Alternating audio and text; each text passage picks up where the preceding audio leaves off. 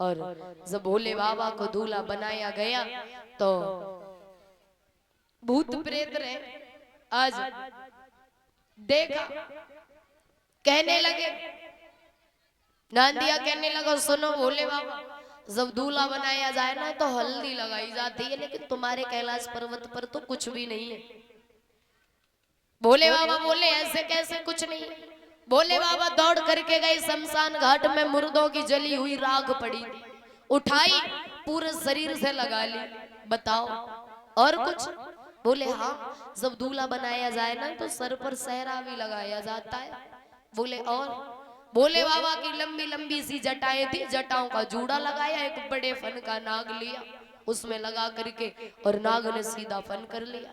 बोले देख लो कितना अच्छा हमारा सहरा बन गया, अच्छा लग रहा है। नांदिया बोला बहुत अच्छा लग रहा है। भोले बाबा ने श्रृंगार किया, अजीब सा श्रृंगार, और जैसा श्रृंगार किया वैसे ही बारात भी सजाई भोले बाबा ने।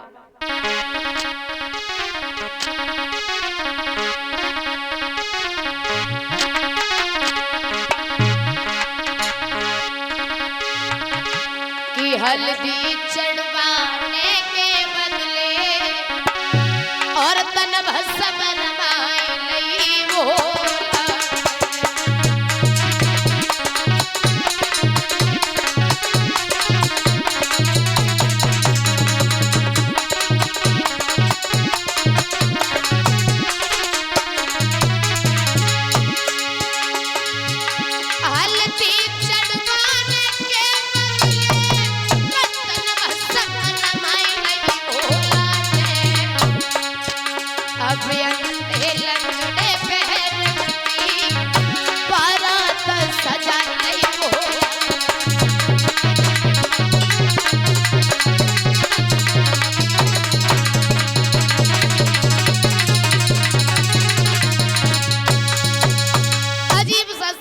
किया भोले बाबा ने और वैसे ही बारात सजाई। नांदिया से पूछा क्यों, बताओ कैसा लग रहा हूं मैं? नांदिया बोला बाबा बड़े सोने लग रहे हो, लेकिन कमी बताएं क्या है? कि क्या कमी है? कि या तो तुम में देखत कन गिर जाए या तो बेहोश में है जाए कहीं। क्यों? क्योंकि तुम्हारा जो भूत जैसो शरीर मोह तो ना अच्छो लग रहा। भोले बाबा बोले अच्छे ना लग रहे? नांदिया बोलो बिल्कुल अच्छे ना लग रहे। क्यों? क्योंकि तुम्हारा जो श्रृंगार जो अजीब सो लग रहा है।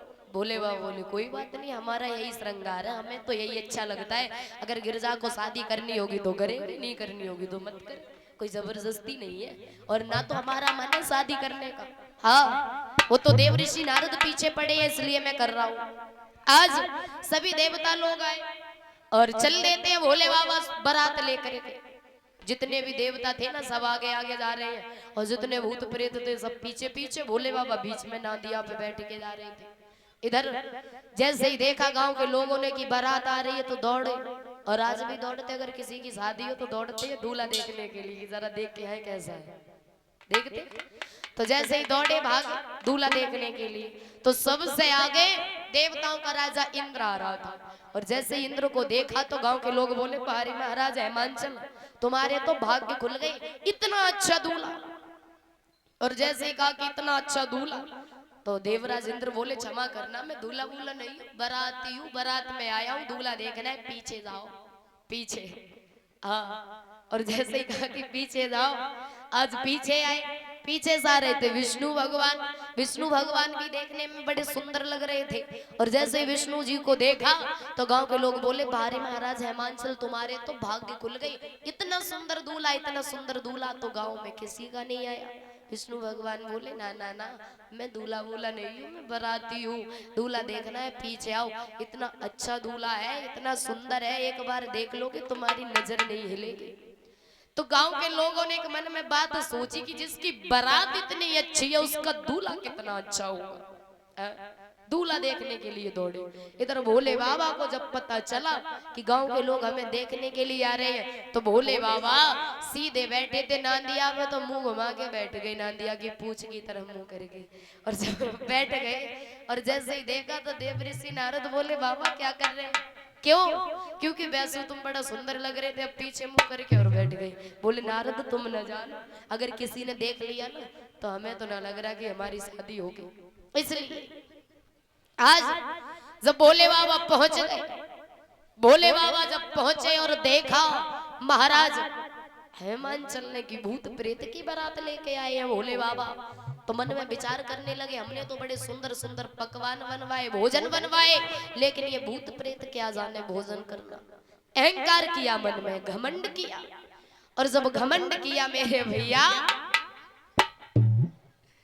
देखा तो उस बारात में दो आए थे, शुक्र और शनिचर, और जैसे ही देखा तो भोले बाबा ने दोनों की तरफ इशारा कर दिया।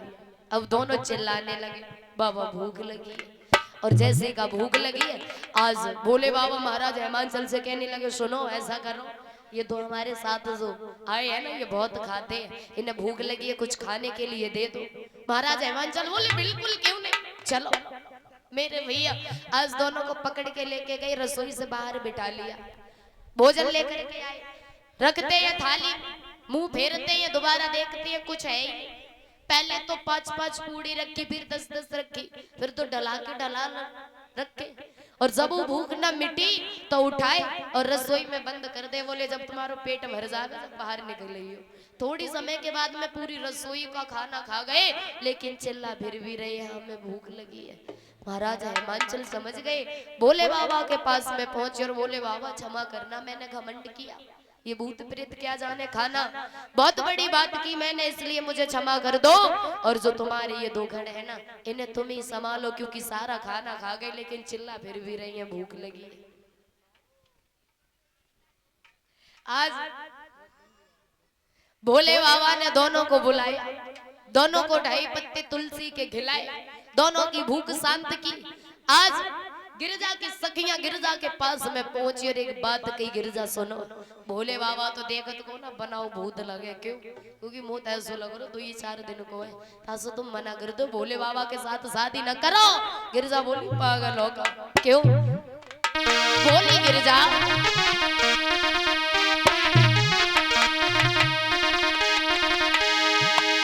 कि मुश्किल से मिली, मुश्किल से मिली, कि मुश्किल से मिली, मुश्किल से मिली, और देखने को कन्या मुश्किल से मिली।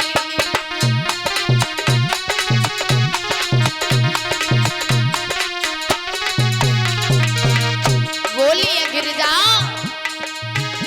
मुश्किल से मिली, मुश्किल से मिली, या मुश्किल से मिली, मुश्किल से मिली, देखने को कन्या मुश्किल से मिली।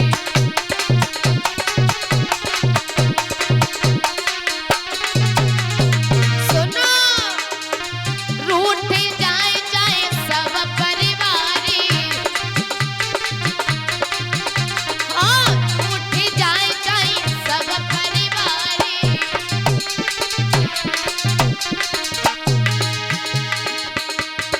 रूठ जाए मैं नाम हजारी, मेरे दिल की कली जब मुश्किल से खिली, मेरे दिल की कली मुश्किल से खिली, देखने को बढ़िया मुश्किल से मिली।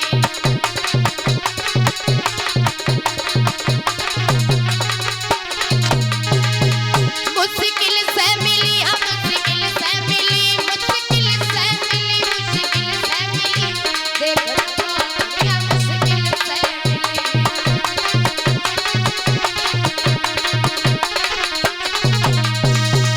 कहने लगी गिरजा चाहे कुछ हो जाए लेकिन शादी होगी तो भोले बाबा के साथ में ही होगी, अन्यथा किसी के साथ में नहीं होगी। और जैसे ही इतने वचन सुने मेरे भैया, आज गिरजा की माँ गिरजा के पास में आई और बोली बेटी सुनो, सखियां ठीक कह रही हैं, मान जाओ, बात को मान लो। गिरजा बोली नहीं मैया, अगर शादी होगी तो भोले बाबा के साथ में ही होगी। आज भोले बाबा के साथ गिरजा की शादी हुई, धीरे धीरे समय बीतता चला गया, शादी होने के बाद विदाई हुई।